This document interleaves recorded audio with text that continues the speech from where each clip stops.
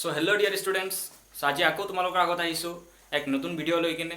আজি আমি শিকিম বিজ্ঞানৰ বিষয়ে। তো বিজ্ঞানত তোমালোকৰ দশম অধ্যায়ত যোনটো পোহৰ প্ৰতিফলনৰ প্ৰতিসৰণ আছিল, তাত পোহৰৰ প্ৰতিফলনৰ কাৰণে এটা ভিডিঅ' অলৰেডি বনাইছিলোঁ আমি। তাত প্ৰতিফলনত কি হয়, তাৰ প্ৰতিবিম্ব গঠন কেনেকুৱা হয়, তাৰ বিষয়ে শিকিছিলা। তো আজি আমি শিকিম প্ৰতিসৰণ কাৰ ক্ষেত্ৰত হয় আৰু প্ৰতিসৰণত কি নিয়ম আছে তাৰ বিষয়ে আমি জানিম। ইয়াৰ আগতে প্ৰতিফলনত এটা বস্তু আমি এৰি থৈ আহিছিলোঁ যে চিহ্ন প্ৰথাবোৰ কোনটো তোমাৰ নেগেটিভ হয়, কোনটো পজিটিভ হয়, তাৰ বিষয়ে আগতে অলপ বস্তু জানি লোৱা। এইটো অৱতল দাপোন হয়। এই দাপোনখনত আমাৰ মুখ্য অক্ষ আছিল এনেকুৱা, তোমালোকে চাইছিলা। এইটো মেৰু আৰু এই দাপোনখনৰ এই ভাঁজখনৰ যোনটো কেন্দ্ৰ সেইটো ভাঁজ কেন্দ্ৰ চি বুলি কৈছিলোঁ, আৰু পি আৰু চিৰ মাজত আছিল আমাৰ ফকাছ বিন্দু। এইখিনি বস্তু আমাৰ আছিল। এইটো অৱতল দাপোন হয়, এইটো গম পাইছা। তো পিৰ পৰা কি হয়, পিৰ পৰা এফলৈ মানে ফকাছ বিন্দুলৈ, মেৰুৰ পৰা ফকাছ বিন্দুলৈ যোনটো দূৰত্ব তাক কোৱা হয় ফকাছ দৈৰ্ঘ্য। তো ফকাছ দৈৰ্ঘ্যক বুজাইছিল আমাৰ স্মল লেটাৰৰ এফ ডি। তাৰপিছত এই পিৰ পৰা এই চি লৈ যিখিনি দূৰত্ব তাক তোমাক ভাঁজ ব্যাসাৰ্ধ বুলি কোৱা হয় আৰু যাক আৰ দি বুজোৱা হয়। এতিয়া আমি চাম যে ফকাছ দৈৰ্ঘ্য হওক বা ভাঁজ ব্যাসাৰ্ধ হওক এইটো ধনাত্মক নে ঋণাত্মক। তাৰ কাৰণে কি কৰিবা, এটা কাৰ্টেছিয় সমতল তোমালোকে বনাই ল'বা। এনেকুৱা এইটো কাৰ্টেছিয় সমতল হৈ গ'ল। এইটো তোমাৰ মূলবিন্দু বুলি ধৰি লোৱা। এইটো তোমাৰ এক্স অক্ষ, এইটো এক্স ডেছ, এইটো এক্স, এইটো কৈ দিয়া ৱাই আৰু এইটো কৈ দিয়া ৱাই ডেছ। সো তোমালোকে জানা যে কাৰ্টেছিয় সমতলত মূলবিন্দুৰ পৰা এক্স অক্ষত যোনটো সোঁফালে যায় সেইটো পজিটিভ হয়, আৰু এক্স অক্ষত যোনটো বাওঁফালে যায় সেইটো নেগেটিভ হয়, মাইনাছ হয় ইয়াত, আৰু এইফালে হ'ব প্লাছ। আৰু ওপৰফালে যোনটো যায় সেইটো হ'ব প্লাছ, তলফালে যোনটো আহে সেইটো মাইনাছ। এইটো তোমালোকে জানা। তো এই দাপোনখনত ফকাছ দৈৰ্ঘ্য যোনটো আছে, চোৱা মূলবিন্দুৰ পৰা আমাৰ বাওঁফালে আছে। তো বাওঁফালে যিহেতু আছে তেনেহ'লে এইটো কি হ'ব, নেগেটিভ হ'ব। অৰ্থাৎ অৱতল দাপোনৰ ক্ষেত্ৰত ফকাছ দৈৰ্ঘ্য যোনটো স্মল লেটাৰ এফ সেইটো নেগেটিভ হয়, আৰু ভাঁজ ব্যাসাৰ্ধ যোনটো আছে সেইটো কি হ'ব, ভাঁজ ব্যাসাৰ্ধ সেইটো নেগেটিভ হ'ব, কাৰণ এইটো বাওঁফালে আছে। আচ্ছা, আজি ইয়াত এটা প্ৰতিবিম্ব চাই লোৱা। ধৰি লোৱা আমাৰ লক্ষ্যবস্তু এটা ক'ৰবাত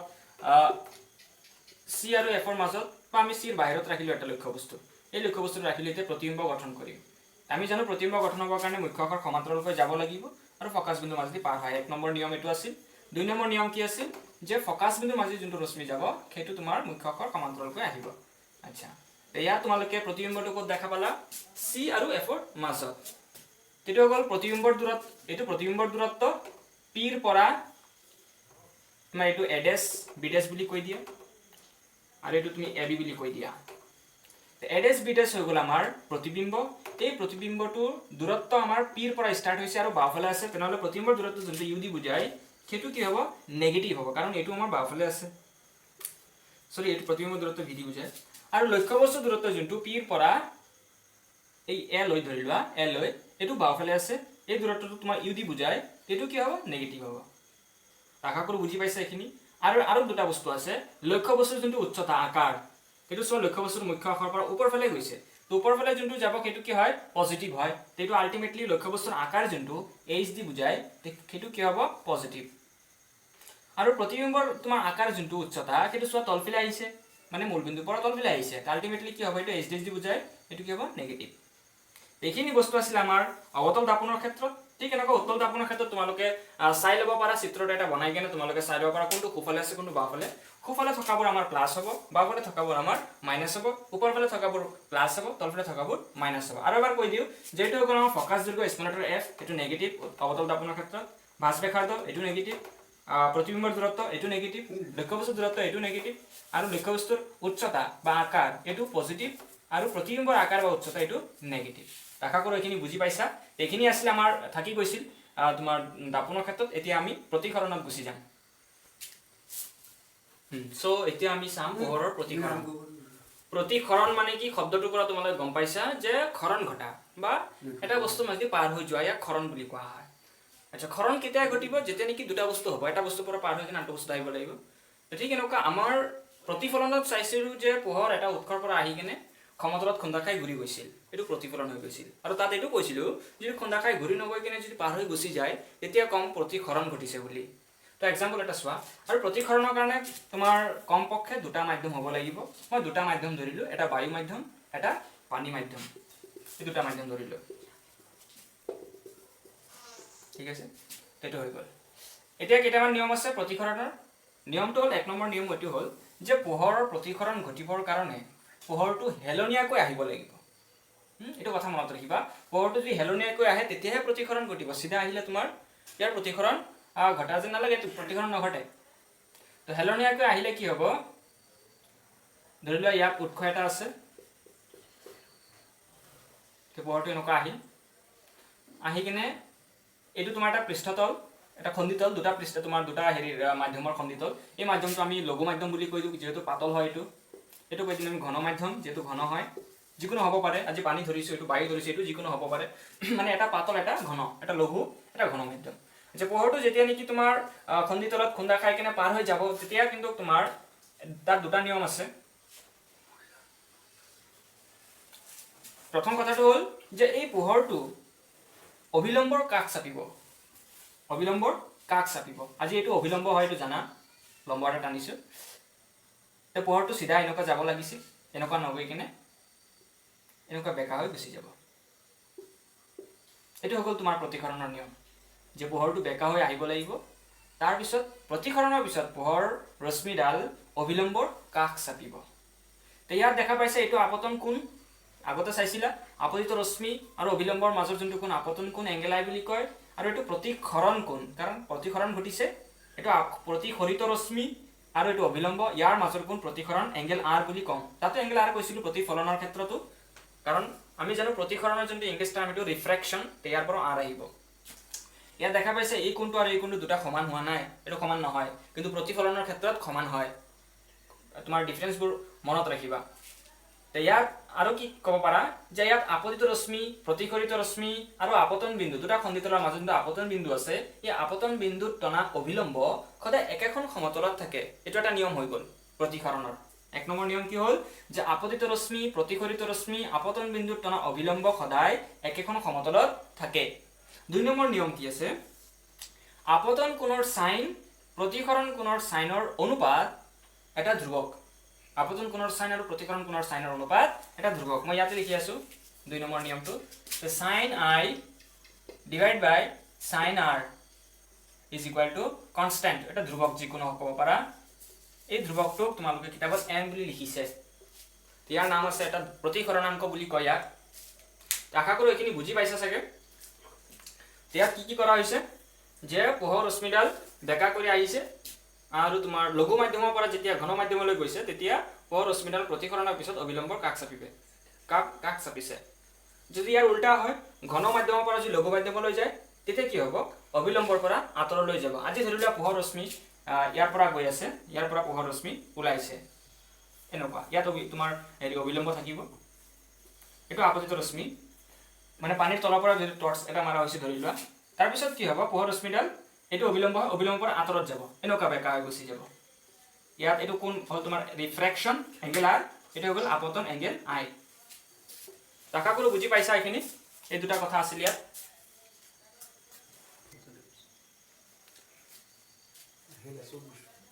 এতিয়া আমি যোনটো ধ্ৰুৱক পাইছিলোঁ এন, এই ধ্ৰুৱকৰ বিষয়ে অলপ আলোচনা কৰি লওঁ।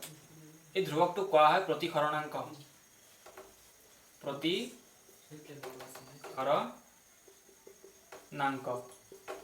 যাক এন দি বুজায়, প্ৰতিসৰণাংক। তো এই প্ৰতিসৰণাংকৰ বিষয়ে তোমাৰ কেইটামান বস্তু জানি লোৱা। প্ৰতিসৰণাংক মানে কি, মানেনো কি? প্ৰতিসৰণাংক মানে হ'ল যে তোমাৰ দুটা মাধ্যমত পোহৰৰ বেগৰ অনুপাত। যিকোনো তোমাৰ দুটা মাধ্যমত ধৰি লোৱা, এটা এক্সাম্পল যোনটো আছিল, পানীৰ তলত পানী আছিল, ওপৰত বায়ু আছিল, বায়ুৰ পৰা পানীলৈ পোহৰটো আহিছিল। এতিয়া পানীৰ প্ৰতিসৰণাংক উলিয়াব লাগে। তো পানীৰ প্ৰতিসৰণাংক উলিয়াবৰ কাৰণে তুমি কি কৰিবা, যে বায়ুত পোহৰৰ বেগ কিমান আছিল আৰু পানীত পোহৰৰ বেগ কিমান, এই দুটা অনুপাত ওলাবা। সেইটো তোমাৰ প্ৰতিসৰণাংক, পানীৰ প্ৰতিসৰণাংক ওলাই যাব। ঠিক আছে, ইয়াত তোমাৰ এক্সাম্পলটো লৈ দিলোঁ। ইয়াত ধৰি ল'লোঁ যে বায়ুত যোনটো পোহৰৰ বেগ আছিল সেইটো v1 দিলোঁ, আৰু পানীত যোনটো পোহৰৰ বেগ সেইটো v2 বুলি দি দিলোঁ। আৰু তোমালোকে এইটো গম পাই আছা যে বায়ুত যিমান স্পীডত বা যিমান দ্ৰুতিৰে পোহৰটো যাব, পোহৰ ৰশ্মিডাল যাব, পানীত ইমান স্পীডত যাব নোৱাৰে। পানীত ইয়াৰ স্পীডটো বা দ্ৰুতিটো কমি যাব। আচ্ছা, তো প্ৰতিসৰণাংক ওলাবৰ কাৰণে কোনোবা সুধিছে যে পানীৰ প্ৰতিসৰণাংক কিমান, সেইটো ওলাবলৈ তুমি কি ক'বা, যে n/1, 2 নম্বৰ মাধ্যম যোনটো v2 বুলি কৈছোঁ, এইটো মাধ্যম 2 আছিল, এইটো 1 নম্বৰ মাধ্যম আছিল, এইটো 2 নম্বৰ মাধ্যম। 2 নম্বৰ মাধ্যমৰ প্ৰতিসৰণাংক ওলাবৰ কাৰণে তুমি কি লিখিবা, n/1, 2টো আগত লিখিবা, n21 মানে কি হ'ব v1/v2 তো বুজি পাইছা আচ্ছা এতিয়া এই পানীৰ কাৰণে তুমি কি কোৱা ওয়াটাৰ বুলি কৈ দিব পাৰা পানীক w বুলি কৈ দিলা আৰু এক নম্বৰ মাধ্যমটো যদি তোমাৰ শূন্য হয় তেতিয়া কি হ'ব শূন্য মাধ্যম হলে c বুলি কৈ দিব পাৰা আজি ইয়াত আমি যিকোনো ধৰিব পাৰা যদি শূন্য হয় তেতিয়া কি হ'ব তেতিয়া তুমি কি ক'ব পাৰা nw is equal to c/vw এটো ফৰ্মুলা হ'ব যদি দুটা মাধ্যমৰ ভিতৰত এটা মাধ্যম যদি শূন্য মাধ্যম হয় তেনেহলে সেই প্ৰতিকৰণাংকক পৰম প্ৰতিকৰণাংক বোলে এটা ডেফিনেশন হৈ গ'ল তোমালোকৰ কিতাপত আছে চাই লবা যে পৰম প্ৰতিকৰণাংক মানে কি যদি খুদে তেতিয়া কবা যদি দুটা মাধ্যমৰ ভিতৰত এটা মাধ্যম যদি শূন্য মাধ্যম হয় তেনেহলে আমি কি প্ৰতিকৰণাংক কি কম পৰম প্ৰতিকৰণাংক বুলি কম আচ্ছা ইয়াত c যোনটো এটো এটা ইয়াৰ মান তোমাৰ কনস্ট্যান্ট হয় ইয়াৰ মান হৈ গ'ল 3 * 10⁸ মিটাৰ প্ৰতি সেকেন্ড এটো মনত ৰাখিবা তোমালোকৰ কোৱেশ্চন দিলে কেতিয়াবা মান দি দিব এটো মুখস্থ ৰাখাটো ভাল তো c এৰ মান কি 3 * 10⁸ মিটাৰ প্ৰতি সেকেন্ড এটো তোমাৰ শূন্য পোহৰৰ দ্ৰুতি আৰু vw এটো দি দিব তোমালোকৰ vw নহলে nw এই দুটাৰ ভিতৰত যদি এটা মান দি দিয়ে তুমি আনটো মান উলিয়াব পাৰা আচ্ছা এতিয়া আমি এটা প্ৰশ্ন চাম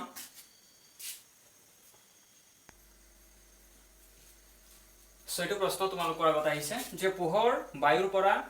1.5 প্ৰতিকৰণাংকৰ কাচ মাধ্যমলৈ প্ৰৱেশ কৰিছে কাচত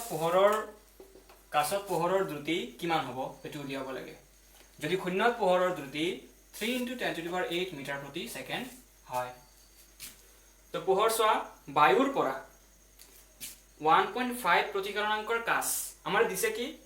কাচৰ প্ৰতিকৰণাংক দি দিছে কাচৰ প্ৰতিকৰণাংক কাচক গ্লাস বুলি কয় সো mg বুলি কৈ দিও mg দি দিছে আমাৰ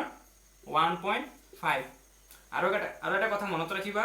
যে প্ৰতিকৰণাংক যোনটো তাৰ একক নাই কাৰণ ইয়াতে অনুপাত হয় সেইকাৰণে ইয়াৰ একক নাই তেটো কাচৰ প্ৰতিকৰণাংক এটো হৈ গ'ল আমাৰ তাৰ পিছত কি কৈছে কাচত পোহৰৰ দ্ৰুতি কিমান হ'ব এটো উলিয়াব লাগে কাচত পোহৰৰ দ্ৰুতি উলিয়াব লাগে মানে vg question mark এটো আমাৰ উলিয়াব লাগে যদি শূন্যত পোহৰৰ দ্ৰুতি 3 * 10⁸ মিটাৰ প্ৰতি সেকেন্ড হয় আজি শূন্যত পোহৰৰ দ্ৰুতিটো আমাৰ দি দিছে তোমালোকৰ কোৱেশ্চনত দি দিব কিন্তু কথাটো হ'ল যে ইয়াত বায়ুৰ কথা কৈছে ইয়াত শূন্যৰ কথা কৈ আছে এটো তোমালোক কনফিউজ হ'ব পাৰা ইয়াত শূন্য কৈছে ইয়াত বায়ু কৈছে তে বায়ু আৰু শূন্য প্ৰায় একে বায়ুত পোহৰৰ বায়ুৰ যোন তোমাৰ পোহৰৰ দ্ৰুতি বা বায়ুৰ যোনটো পোহৰৰ প্ৰতিকৰণাংক হেতু হয় তোমাৰ 1.0003 এটো বায়ুত হয় আৰু শূন্যটো 1 হ'ব এটো জানা তো প্ৰায় একে সেইকাৰণে তোমালোক কিতাপত একে বুলি ধৰিব ইয়াত বায়ুৰ প্ৰতিকৰণাংক কোৱা বা শূন্যৰ প্ৰতিকৰণাংক বায়ুত পোহৰৰ দ্ৰুতি বা শূন্যত পোহৰৰ দ্ৰুতি দুটা সমান হ'ব সো আমি লিখি দিম this c = 3 * 10⁸ মিটাৰ প্ৰতি সেকেন্ড এতিয়া আমাৰ vg উলা তো ফৰ্মুলা আমি জানো কি জানো for ng প্ৰতিকৰণাংক মানে কি c/vg তো vg উলিয়াব লাগে তো ng ঠাইত vg লৈ আহো আৰু vg ঠাইত ng লৈ যাও সো এতিয়া মান কেটা বহাই দিও c এর ভ্যালু আছে 3 * 10⁸ মিটাৰ প্ৰতি সেকেন্ড আৰু তোমাৰ ng এৰ মান আছে কিমান 1.5 যে 1.5 3 কেবাৰ যাব দুইবাৰ যাব তো 2 * 10⁸ মিটাৰ প্ৰতি সেকেন্ড এটো হৈ গ'ল আমাৰ কাচত পোহৰৰ দ্ৰুতি এইখিনি বুজি পাইছা এতিয়া আমি চাম গোলাকাৰ লেন্সৰ দ্বাৰা প্ৰতিসৰণ তো গোলাকাৰ লেন্স তোমাৰ দুই ধৰণৰ হয় যেনেকুৱা গোলাকাৰ দাপন দুই ধৰণৰ আছিল গোলাকাৰ লেন্স দুই প্ৰকাৰৰ এটা হৈ গ'ল উত্তল লেন্স আৰু এটা হৈ গ'ল অবতল লেন্স উত্তল লেন্সটো কেনেকুৱা হয় উত্তল লেন্সৰ শেপটো এনেকুৱা থাকে এটো হৈ গ'ল উত্তল লেন্স আৰু অবতল লেন্সটো হ'ব এনেকুৱা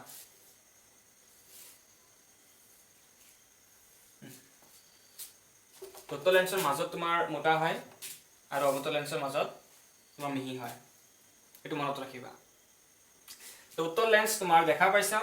যে উত্তল লেন্সৰ কথা আলোচনা কৰিলো উত্তল লেন্সটো তোমাৰ দুটা গোলকৰ দ্বাৰা তোমাৰ গঠন হৈছে যেনেকুৱা তোমাৰ দাপনটো এটা গোলকৰ দ্বাৰা গঠন হৈছিল এটা গোলকৰ এটা ভাঁজ লৈছিলো ঠিক এনেকুৱা লেন্সটো তোমাৰ দুটা গোলকৰ দ্বাৰা হয় তো ইয়াত কি হ'ব যে তোমাৰ এটো যদি সংযোগ কৰি দিয়া এটো এনেকুৱা গোলক এটা পাবা এটো যদি সংযোগ কৰি দিয়া এটো এনেকুৱা গোলক এটা পাবা তো দুটা গোলক হৈ গ'ল তে ইয়াৰ দুটা সেন্টাৰ আছে এটো গম পাইছা এই গোলকটোৰ সেন্টাৰ এটো হ'ব তো c1 বুলি কৈ দিয়া এই গোলকটোৰ সেন্টাৰ এটো হ'ব তুমি c2 বুলি কৈ দিলা সো এই দুটা সংযোগ কৰি দিয়া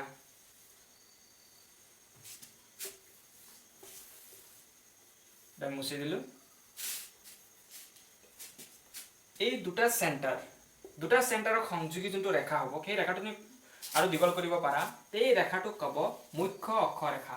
যেনেকুৱা তোমালোকে দাপোনতো দেখা পাইছিলা যোনটো সেন্টাৰৰ মাজেদি ৰেখাটো যায় সেইটো মুখ্য অক্ষ ৰেখা আছে আজি ইয়াত সেন্টাৰ দুটা কাৰণ ইয়াত গোলক দুটা আছে দুটা ভাঁজ আছে ইয়াত সো ইয়াত তুমি এটা এনে ইমাজিন এটা ৰেখা টানি দিয়া লেন্সখনৰ মাজভাগ উলিয়াবৰ কাৰণে আৰু এই মাজভাগত থাকিব তোমাৰ আলোক কেন্দ্ৰ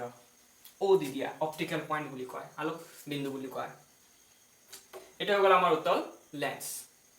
আচ্ছা উত্তল লেন্সত তোমাৰ এইটো C1 ভাস্কেন্দ্ৰ এইটো ভাস্কেন্দ্ৰ এইটো ভাস্কেন্দ্ৰ হয় তেতনে গম পাই গৈছা ওৰ পৰা এই C1 লৈ এখিনি হৈ যাব ভাঁজ বেকাৰ্ড আকৌ ওৰ পৰা C2 লৈ এখিনো ভাঁজ বেকাৰ্ড দুটা সমানে হ'ব আৰু O আৰু C1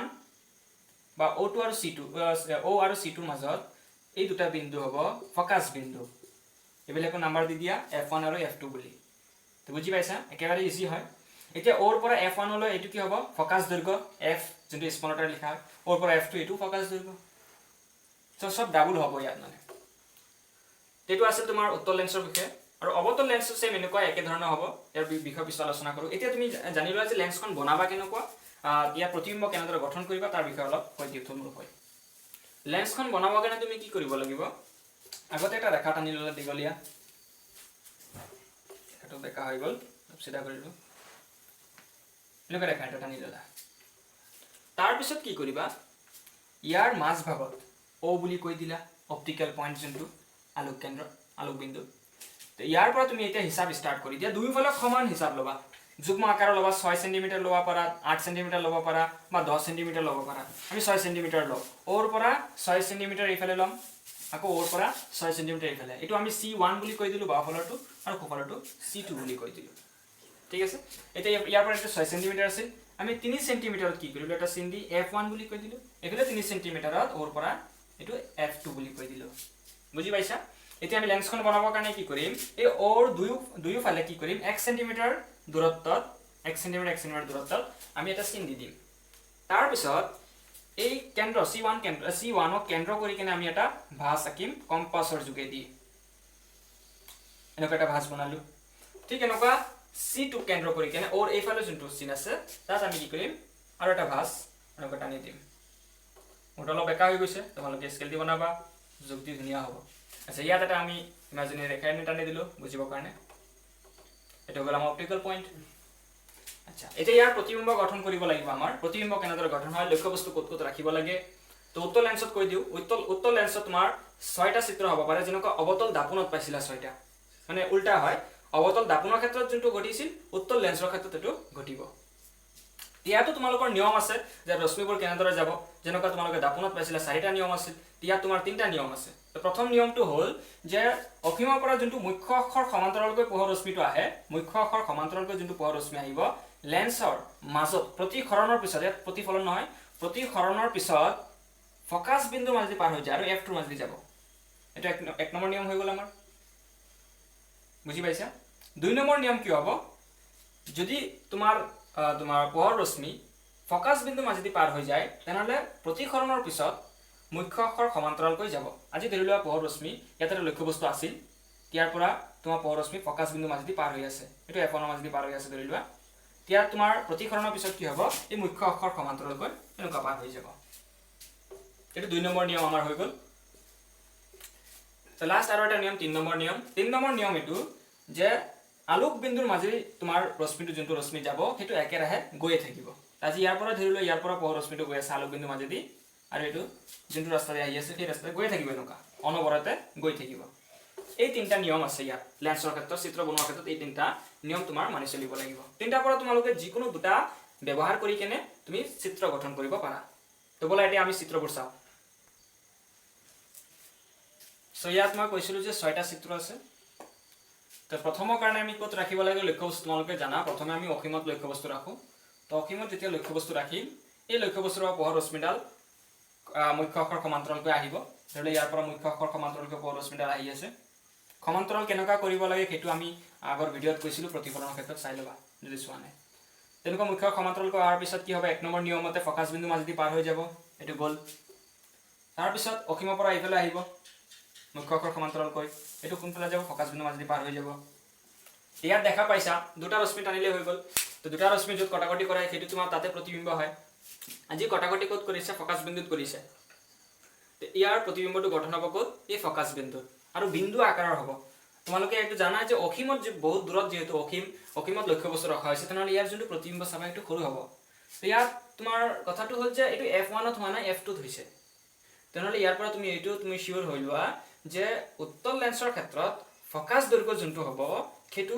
বাওঁফালে নহয় বৰঞ্চ সোঁফালে হ'ব কাৰণ ইয়াত ফকাছ দৈৰ্ঘ্য দুটা আছে তোমালোক কনফিউজ হ'ব পাৰা যে কোনফালে ফকাছ দৈৰ্ঘ্য ধৰিম আমি জানো যে ফকাছ দৈৰ্ঘ্য যি বাওঁফালে থাকে মাইনাছ হয় এইফালে থাকিলে মাইনাছ হ'লে হয় এইফালে থাকিলে প্লাছ হ'লে হয় তো কোনটো ধৰিবা ইয়াৰ ক্ষেত্ৰত যেহেতু আমি চাইছোঁ যে অসীমৰ পৰা যিবিলাক ৰশ্মি আহিছে সেইটো লেন্সখনৰ সোঁফালে থকা ফকাছ বিন্দুৰ মাজেদি পাৰ হৈ গৈছে তেনেহ'লে ইয়াৰ পৰা আমি এই দূৰত্বহে ধৰিম পজিটিভ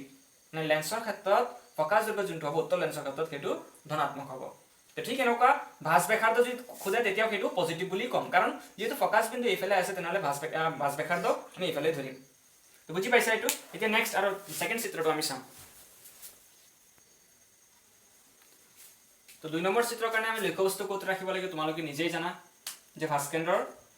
বাহিৰত অসীমৰ পৰা অসীম আৰু ভাস্কেন্দ্ৰৰ মাজত ইয়াত ৰাখি দিলোঁ ইয়াত 2 সেণ্টিমিটাৰ ধৰি ল'লোঁ জাষ্ট ইয়াৰ পৰা জানা যে প্ৰথম নিয়ম মতে আমাৰ তোমাৰ মুখ্য অক্ষৰ সমান্তৰালকৈ পৌৰশ্মিটো যাব লেন্সত খুন্দা খোৱাৰ পিছত মানে প্ৰতিসৰণৰ পিছত ফকাছ বিন্দুৰ মাজেদি পাৰ হৈ যাব 1 নম্বৰ নিয়ম হৈ গ'ল আমাৰ 2 নম্বৰ তুমি যেনেকুৱা আঁকিব পাৰা তুমি যদি ইচ্ছা কৰা যে ফকাছ বিন্দুৰ মাজেদি পাৰ হৈ মুখ্য অক্ষৰ সমান্তৰালকৈ নিম সেইটো পাৰা আৰু এটা 3 নম্বৰ নিয়মটো এপ্লাই কৰি দিব পাৰা 3 নম্বৰ নিয়ম কি কয় যে লক্ষ্যবস্তুৰ পৰা পৌৰশ্মি আলোক বিন্দুৰ মাজত যোনটো যাব সেইটো একেৰাহে গৈ থাকিব সেইটো কৰি দিয়া ইজি আছে তো ইয়াত দেখা পাইছা যে প্ৰথম ৰশ্মিডাল আৰু ছেকেণ্ড ৰশ্মি এই দুটা ইয়াত কটাকটি কৰিছে ইয়াৰ পৰা তুমি মুখ্য অক্ষলৈ টানি দিয়া ৰেখাটো এই ৰেখাটো হৈ যাব তোমাৰ ইয়াৰ গঠিত প্ৰতিবিম্ব ইয়াত প্ৰতিবিম্বটো দেখা পাইছা ক'ত হৈছে ফকাছ বিন্দু আৰু ভাস্কেন্দ্ৰৰ মাজত তোমালোকৰ তাত কিতাপ যদি থাকে কিতাপটো ওলাই ল'বা মিলাই চাই যাবা ধুনীয়াকৈ বুজি পাবা আচ্ছা গোটেইকেইটা ইয়াতে বুজাই দিওঁ দিয়া 3 নম্বৰ চিত্ৰৰ কাৰণে লক্ষ্যবস্তু ক'ত ৰাখিবা ভাস্কেন্দ্ৰত তো ভাস্কেন্দ্ৰত যেতিয়া ৰাখা সেম 1 নম্বৰ নিয়ম তেনেকুৱাই যাব মুখ্য অক্ষৰ সমান্তৰালকৈ গ'লে তোমাৰ ফকাছ বিন্দুৰ মাজেদি পাৰ হৈ যাব 2 নম্বৰ নিয়ম কি কয় 2 নম্বৰ ৰেখাডাল আমি আলোক বিন্দুৰ মাজেদি পাৰ কৰি দিওঁ দিয়া তো এইটো কাটিছে তোমাৰ ইয়াত মিলাই দিয়া ইয়াত দেখা পাইছা যে লক্ষ্যবস্তু ভাস্কেন্দ্ৰত ৰাখিছিলোঁ প্ৰতিবিম্ব ক'ত উৎপন্ন হৈছে ভাস্কেন্দ্ৰত উৎপন্ন হৈছে তুমি আগতেও জানা দাপোনত চাইছিলা যে লক্ষ্যবস্তু যদি ভাস্কেন্দ্ৰত ৰাখা হয় প্ৰতিবিম্ব ভাস্কেন্দ্ৰত উৎপন্ন হয় ইয়াত লেন্সত দেখা পাইছা আৰু ইয়াৰ আকাৰো সমানে হ'ব এই 2 নম্বৰ চিত্ৰ আছিল 3 নম্বৰৰ কাৰণে লক্ষ্যবস্তু আমি C1 আৰু F1 ৰ মাজত ৰাখি দিলোঁ দিয়া C1 আৰু F1 ৰ মাজত যদি ৰাখি দিয়া তেতিয়া কি হ'ব 1 নম্বৰটো সূত্ৰমতে এইটো এনেকুৱাই যাব পৌৰশ্মিডাল 2 নম্বৰটো তুমি কি কৰি দিয়া আলোক কেন্দ্ৰৰ মাজেদি পাৰ কৰি দিয়া আৰু এইটো দেখা পাবা C2ৰ পৰা আঁতৰত হৈছে তে যিমানে লেন্সৰ ওচৰত লক্ষ্যবস্তু লৈ গৈ আছে প্ৰতিবিম্বটো ইমান দূৰত গৈ আছে আৰু আকাৰত কি হৈ আছে ডাঙৰ হৈ আছে আচ্ছা এইটো আমাৰ কিমান কেই নম্বৰ চিত্ৰ আছিল 4 নম্বৰ চিত্ৰ আছিল 5 নম্বৰ চিত্ৰ লক্ষ্যবস্তু ক'ত ৰাখিবা F1ত যদি লক্ষ্যবস্তু ৰাখা কি হ'ব 1 নম্বৰ নিয়মটো এনেকুৱাই যাব মুখ্য অক্ষৰ সমান্তৰালকৈ গ'লে ফকাছ বিন্দুৰ মাজেদি যাব তাৰ পিছত কি কৰা আলোক কেন্দ্ৰৰ মাজেদি পাৰ কৰি দিয়া আচ্ছা ইয়াত দেখা পাইছে যে এই ৰেখা দুটা কটাকটি কৰা নাই আৰু দুটা সমান আকাৰে আগবাঢ়ি গৈ আছে সমান্তৰাল হৈ কিনে যেটো তোমাৰ চান্স নাই কটাকটি কৰাৰ কিন্তু বৈজ্ঞানিকসকলে কয় যেটো অসীমত গৈ কিনে কটাকটি কৰিব এটো অনুমান হয় এটো কোনো ক'ব নোৱাৰে কটাকটি কৰে নে নাই তে আমি সেইটো ধৰি লম যেটো কটাকটি কৰিব অসীমত বুলি ইয়াৰ প্ৰতিবিম্ব অসীমত গঠন হ'ব তাৰ পিছত লাষ্ট আৰু এটা চিত্ৰ আছে তাৰ কাৰণে আমি কি কৰিম ফকাছ বিন্দু আৰু আলোক বিন্দুৰ মাজত আমি লক্ষ্যবস্তুটো ৰাখি দিলোঁ তাৰ কাৰণে প্ৰথম নিয়মটো এটো গ'ল 2 নম্বৰত কি হ'ব আলোক কেন্দ্ৰৰ মাজেদি পাৰ কৰি দিয়া আচ্ছা ইয়াত দেখা পাইছে যে এটো তোমাৰ দিনে দিনে কি হৈছে এফালে বহল হৈ আছে লাহে লাহে এটো বহল হ'বলৈ তোমাৰ বহল হৈ গৈ আছে সো এটো ইয়াত তোমাৰটো কটাকটি কৰাৰ কোনো চান্সে নাই আমি কি কৰিম কাল্পনিকভাৱে কি কৰিম এটো এফালে আগবঢ়াই দিম আৰু ইয়াত দেখা পাম যে ইয়াত ইমাজিনাৰী যিবিলাক কাল্পনিক ৰেখা সেই ৰেখাবোৰ গৈ কিনে ইয়াত কটাকটি কৰিছে ইয়াৰ পৰা আমি এটো লক্ষ্যবস্তু ইয়াৰ মুখ্য অক্ষলৈ আস্থানি মিলাই দিম এইটো হৈ যাব ইয়াৰ প্ৰতিবিম্ব আৰু এই প্ৰতিবিম্বটো ৰখি আছে তেনেহ'লে যিবিলাক প্ৰতিবিম্ব থিয় হৈ থাকে তেখেতক অসৎ প্ৰতিবিম্ব আৰু দেখা পাইছা তুমি অসৎভাৱে ৰশ্মি টানিছো টানি কিনে তোমাৰ ইয়াত প্ৰতিবিম্ব গঠন কৰিছো তেনে অসৎ প্ৰতিবিম্ব হয় ইয়াত বাকি যিমানখিনি চিত্ৰ চালা যে 5টা চিত্ৰ আছিল এই গোটেইকেইটাত খত ৰেখাবোৰৰ যোগেদি আমি প্ৰতিবিম্ব গঠন কৰিছিলোঁ সেইকাৰণে বাকিবোৰ আছিল খত প্ৰতিবিম্ব অকল এটা আমাৰ প্ৰতিবিম্ব কি হ'ল অখত প্ৰতিবিম্ব এইখিনি বুজি পাইছা এতিয়া অৱতল লেন্সৰ দুটা চিত্ৰ হ'ব কেটো চাই ল এতিয়া অৱতল লেন্সটো চাই লোৱা অৱতল লেন্সটো গঠন কেনেকুৱা হয় এটো আগতে চাই লোৱা তুমি ইয়াত উত্তল লেন্সৰ নিচিনা এটা ৰেখা টানিলা আগতে মাজত এটা আলু বিন্দু দি দিলা এতিয়া জোখা স্টাৰ্ট কৰি দি এফালে 6 সেমি ললা C1 এফালে 6 সেমি C2 ইয়াত দুটা মাজত 3 সেমি F1 ইয়াতো তোমাৰ F2 তাৰ পিছত 1 সেমি দূৰত্বত তুমি দুটা চিন দিব লাগে এটো কৈছিল এতিয়া তুমি এই C1 ক কেন্দ্ৰ কৰি কেনে এই আলু বিন্দুৰ এইফালৰ যোনটো চিন আছে তাত তুমি এটা ভাঁজ বনাবা উত্তল লেন্সৰ ক্ষেত্ৰত কি হৈছিল এফালে কেন্দ্ৰ কৰিলে আলু বিন্দুৰ সেইফালৰ চিনটো তুমি ভাঁজ বনাইছিলা কিন্তু অৱতল লেন্সৰ ক্ষেত্ৰত কি হ'ব যোনফালে কেন্দ্ৰ কৰিছা সেইফালে থকা চিনটোতে তুমি ভাঁজ বনাই দিবা কম্পাছৰ যোগেদি এটো বনাই দিলো এফালে ইয়াক কেন্দ্ৰ কৰি ইয়াত তুমি বনাই দিবা ইয়াতে হৈ গ'ল আমাৰ তোমালোকে স্কেল দি কৰিবা কম্পাছৰ যোগেদি ধুনীয়া হ'ব এটো হৈ গ'ল আমাৰ অৱতল লেন্স ইয়াত আমি এটা এনেকুৱা ৰেখা টানি দিলো ইয়াত প্ৰতিবিম্ব গঠনৰ কি হয় মাত্ৰ দুটা ঠাই আছে আমাৰ লক্ষ্যবস্তু ৰখাৰ এটা অসীম আৰু এটা তোমাৰ মুখ্য অক্ষৰ যিকোনো ঠাইত ৰাখি দিলে হ'ল তোমালোকে দাপনৰ ক্ষেত্ৰত উত্তল দাপনত পাইছিলে দুটা চিত্ৰ আছিল লেন্সৰ ক্ষেত্ৰত অৱতল লেন্সৰ দুটা চিত্ৰ সো প্ৰথম চিত্ৰ কি হ'ব লক্ষ্যবস্তু অসীমত ৰাখিলো ইয়াৰ পৰা পোহৰ ৰশ্মি আহিব মুখ্য অক্ষৰ সমান্তৰালকৈ আহাৰ পিছত কি হয় ইয়াত পোহৰ ৰশ্মিডাল আতৰি যায় উত্তল লেন্সত কি হৈছিল বেকা হৈ একগুট হৈছিল কিন্তু অৱতল লেন্সত বেকা একগুট নহয় বৰঞ্চ আতৰি যায় সেইকাৰণে ইয়াক অৱতল লেন্সখনক অপসাৰী লেন্স বুলি কয় আৰু উত্তল লেন্সখনক অভিসাৰী লেন্স অভিসাৰী মানে একগুট কৰা পোহৰ ৰশ্মি আৰু অপসাৰী মানে আতৰাই দিয়া দূৰলৈ লৈ যোৱা এক ঠাইৰ পৰা সো বুজি পাইছা এটো আতৰি যে যাব তোমাৰ এই ফকাস বিন্দুৰ সিধা সিধি স্কেল ধৰি কেনে তুমি এনেকুৱা ৰেখা টানি দিবা তাৰ পিছত ইমাজিনাৰী হিচাপে ডট ডট দি এনেকুৱা মিলাই দিবা এটো হৈ গ'ল তাৰ পিছত তলফালে তোমাৰ ৰেখা এনেকুৱা যাব মুখ্য অক্ষৰ সমান্তৰালকৈ এটো তোমাৰ এই ফকাস বিন্দুৰ সিধা সিধি আতৰি যাব ডট ডট ৰেখা দি মিলাই দিবা এটো F1 ত কাটিছে ইয়াত দেখা পাইছে এটোতো ইফালে কাটাৰ কোনো চান্স নাই সেইকাৰণে আমি এটো ইমাজিনাৰী ৰেখা টানি কেনে ইফালে মিলাইছো আৰু ইয়াত ফকাস বিন্দু কোনটো হৈছে আলোক কেন্দ্ৰৰ বাওফালে ইয়াত তুমি ক'ব পাৰা যে অৱতল লেন্সৰ ক্ষেত্ৰত যোনটো ফকাস দৈৰ্ঘ্য হ'ব সেইটো বাওফালে ফকাস দৈৰ্ঘ্যটো হ'ব তেনেহলে ইয়াৰ ক্ষেত্ৰত কি হ'ব নেগেটিভ হৈ যাব আৰু ভাঁজ বেখাৰটো এটো ধৰিবা এটো নেগেটিভ হ'ব তো বুজি পাইছা কিন্তু উত্তল লেন্সত কি হৈছিল পজিটিভ হৈছিল কাৰণ কোফালে আছিল আচ্ছা তাৰ পিছত 2 নম্বৰ চিত্ৰ তুমি যতে ৰাখা তোমাৰ ইচ্ছা এই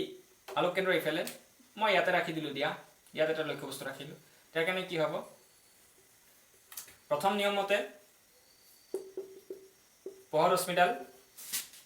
মুখ্য অক্ষৰ সমান্তৰাল গৈ কেনে ফকাস বিন্দু সিধা সিধি অপসাৰিত হ'ব তাৰ পিছত টানি কেনে মিলাই দিলাই গলে 2 নম্বৰ নিয়ম বা 3 নম্বৰ নিয়ম যোনটো আছিল সেইটো এপ্লাই কৰি দিয়া কি কয় যে লক্ষ্যবস্তুৰ পৰা আলোক কেন্দ্ৰৰ মাজেদি পোহৰ ৰশ্মি যোনটো যাব এটো একেৰাহে গৈ থাকিব ইয়াত দেখা পাইছে আমাৰ কটাকটি কোড কৰিছে ইয়াত ইয়াৰ পৰা তুমি ইয়াত মিলাই দিয়া আৰু লক্ষ্যবস্তু প্ৰতিবিম্বডাল থিয় হৈ আছে সেইকাৰণে আমি কি কম এটো অখত প্ৰতিবিম্ব আৰু দেখা পাইছে ইয়াত এটা খত ৰেখা আছে কিন্তু আনটো অখত ৰেখা কি কাৰণ আমি অখত প্ৰতিবিম্ব বুলি কম কাৰণ খত ৰেখা দুটা একলগত কটাকটি কৰা নাই ইয়াত অখত ৰেখা আছে তো বুজি পাইছা এখিনি আছিল আমাৰ লেন্সৰ দ্বাৰা প্ৰতিবিম্ব গঠনৰ বিষয় প্ৰতিখৰণ এখিনি হয় আৰু কেইটামান বস্তু তোমাৰ কেইটামান থিয়ৰেম বাকি আছে সেইটো নেক্সট ভিডিঅ'ত আমি আলোচনা কৰিম ইয়াত যদি দিও তোমাৰ ভিডিঅ'টো বেছি লেন্থি তোমালোক বৰ হৈ যাবা আশা কৰো বুজি পাইছা যদি ইয়াত কিবা তোমালোকৰ ডাউট থাকি যায় তোমালোক কমেন্ট বক্সত জনাই দিবা আমি উত্তৰ দিবলৈ চেষ্টা কৰিম আৰু আমাৰ চেনেলখন তোমালোকে সাবস্ক্ৰাইব কৰি লবা আমি ইয়াত ডেইলি ভিডিঅ' এৰি আছো তো যিবিলাক ইম্পৰ্টেন্ট হয় এইবিলাক তোমালোকৰ এনেও তোমালোকৰ দৰকাৰী এতিয়া ঘৰতে বহি আছা ঘৰতে থাকা ঘৰৰ পৰা নোলাবা ঘৰতে ষ্টাডি কৰি থাকা আৰু তোমালোকৰ ফ্ৰেণ্ড যিসকল আছে ইহঁতক মেছেজ যোগেদি জনাই দিবা যে অনলাইন ক্লাছ হৈ আছে বুলি আশা কৰো বুজি পাইছা আজি কাৰণে এইখিনি ধন্যবাদ